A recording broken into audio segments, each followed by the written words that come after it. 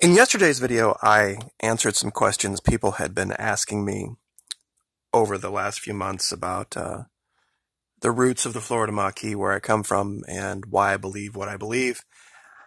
Well, today I'm going to ask you some questions. Questions I'd like you to ask yourself.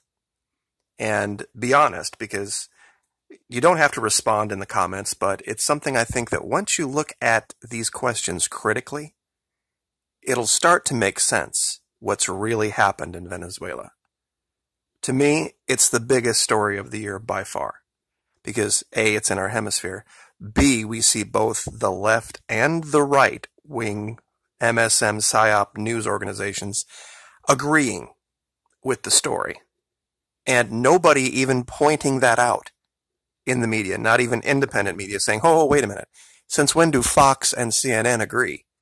But if you look at the stories, they do, and that should set off alarm bells. The first question that I would like to ask you is this. We have seen all of these stories about the Venezuelan exodus. I mean, you can go and look at all sorts of numbers. Some people have it as many as high to 3 to 4 million over the last 6 to 7 years. Well, if this were the case, why Venezuela being a country of 30 million people, they actually are doing better with their birth rate than the United States is, meaning that they have a positive birth rate, we have a negative one. What about the other 90% of Venezuelans who haven't left? See, if you say 3 million people have left over the last 5 to 7 years, what about the other 90%? Are they all doing fine? Are they just victims? There's no giant wall holding in Venezuelans, and I haven't seen one article, not one, and I would defy anybody out there to show me an article where it alleges that the government of Venezuela has attempted to stop people from leaving. Isn't that the hallmark of these dictatorial, communist, super leftist places where they build walls like East Germany and Russia and the Soviet Union that kept people in? Has anybody ever alleged one time that the Venezuelan government has ever tried to stop anybody? No. So what does that tell you about their story? That 90% of the people aren't leaving, and there's no wall holding anybody in. Some people have alleged that the reason they want to build a wall on our southern border is to keep Americans in. Well, okay, walls work both ways. Maybe they do, maybe they don't. But the point being, we've not seen that, have we? They have attempted to keep Colombians out. And if you really want to see a country that's falling apart, go read the stories off the headlines out of Colombia, where hundreds of social leaders have been assassinated or killed. Witnesses in the Odebrecht scandal have been just suicided away. It's an amazing thing to see the facts just be completely glossed over. When you look at the story critically, it was the spring and summer of 2017, not 18, where they were really running the story and saying that, Venezuela has 2 months left and, they're going to completely collapse and fall apart. And it didn't happen. Another question you would have to ask yourself is this. Why would countries, if it was really this black hole of money where the finances were just not right and they didn't know what they're doing and they're just wasting money, why would we see Turkey, Italy, Russia, China, India, Pakistan, and all sorts of other countries around the world enter into deals with the Venezuelan government to help them recover their economy and their oil production? Are they all wrong? Are all of those countries all wrong about the situation in Venezuela, and only our MSM PSYOP media is right about it being this evil, terrible, horrible socialism, the cause of the starvation? And dovetailing into that, I have shown this channel here, which is just a girl who does makeup on YouTube. She's not a Chavista. In fact, throughout this whole video, it's got almost 250,000 views now.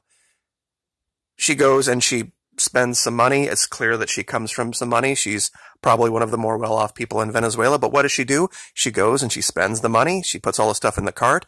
They make up goodie bags. They go hand them out to people. Then they go home and they cook up these wonderful little bread dishes with meat and butter. And then they go hand those out the next day.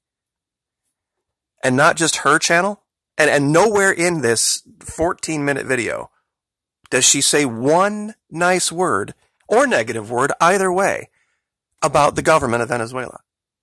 She said there's problems and pray for the people there, and we could appreciate your help, and that's it. Now, if the government of Venezuela were, and this is another question, this horrible, terrible dictatorial regime, why would they even allow this? We see the Chinese censor their internet. It's not hard. We see all sorts of governments around the world that do and don't allow certain things that paint them in a negative light to be put out, and no problems with this one. In fact, here's another one here from a different channel, Valerie Del Valle, who does the same thing and basically goes out and says this is what you can get with $1 in Venezuela. So there's that. Then this guy who actually reached out to me, his Jose Cruz channel, and he talks about Venezuela, and he basically tells the same story. This is him shopping for Christmas tree stuff, and he's going through a 2-level mall, going up the elevator, there's people shopping, there's stuff on the shelves. Not saying there's not problems in Venezuela, but the way our media portrays it is that it's this collapsing third world, terrible, horrible place that nobody has anything and everybody's starving, and they cherry pick pictures and take pictures out of context and blow it up as if it's the story across the entire country, which couldn't be any farther from the truth.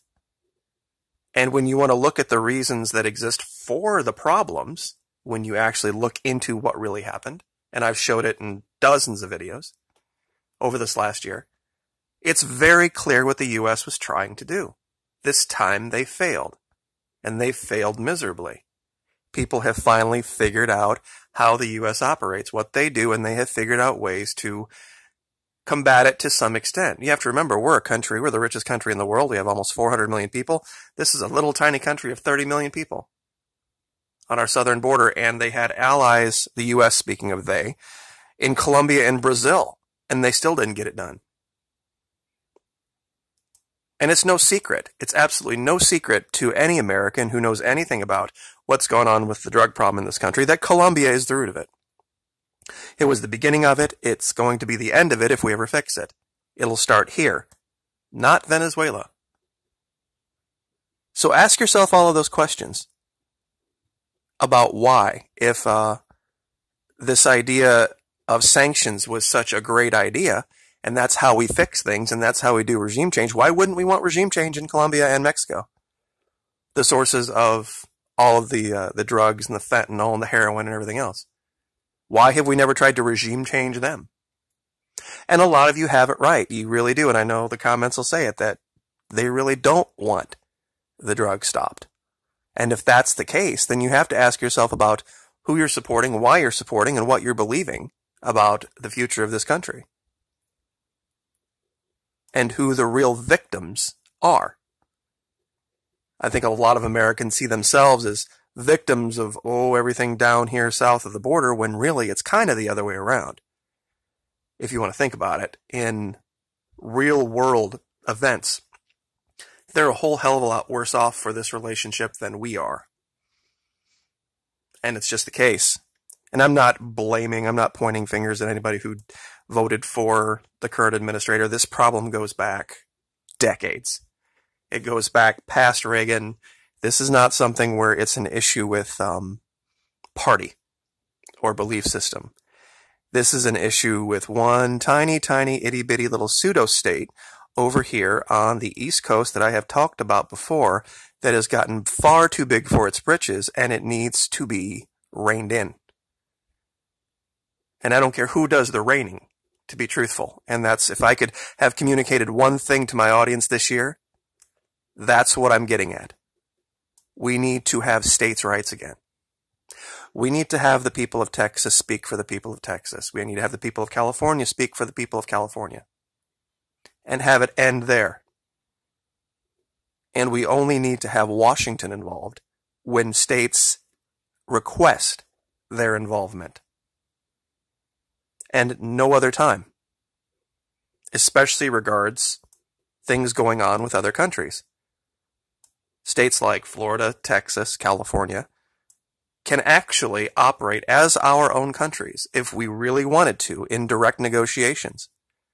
We're bigger and far wealthier than the vast majority of countries in South and Central America. Just those 3 states alone. As far as other states go, I'm not trying to discriminate, but the state budget of Florida is about $80 billion. The state budget of Indiana is about $2 billion.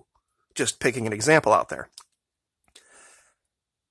It's something that what made us great was our diversity in the sense that each of our states had their own government. We have 50 state governors, we have 50 state legislatures, we have 50 state Supreme Courts, we have 50 National Guards.